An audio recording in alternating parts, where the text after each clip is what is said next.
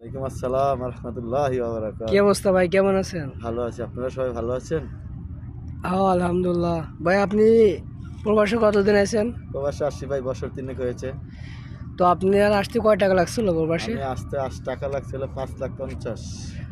মানে 5,50,000। 50,000 টাকা। তো এই 3 বছরে কি আপনি দিনের দেড় যেতে পারছেন? না ভাই, এখনো ওর ধারে কাছে যেতে পারি নাই। দালাল নিয়ে আসছে, দালাল আনার পরে 3 মাস পর ছেড়ে দিছে।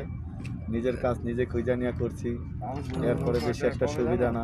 এখনো আমার ঋণের জায়গায় চলে রয়েছে, অথচ বাড়ির পরিবারের কারোই আশা পূরণ করতে পারতেছি না। আমি নিজেও ব্যর্থ। দালালে আপনাকে কি বলছিল, কত টাকা বেতনের কথা বলছিল আমার ভাই? দালাল আমাকে বলে আনছিল এই দেশে আনার পরে আমাকে 2,000 রিয়াল দিবে, এরা বলে আইনা আমাকে কাজ দিবে এসির ভিতরে, আমাকে খোলা ময়দানে ছেড়ে দিয়েছে। অবস্থা তো দেখতেই আছেন, আপনারা দেখেন, হ্যাঁ। সাইডের অবস্থা দেখেন, আশেপাশে অবস্থা দেখেন। আমার দালাল আইনা রাখছে, বলেছিল এসির ভিতরে কাজ দিবে। ওকে ভাই, ঠিক আছে।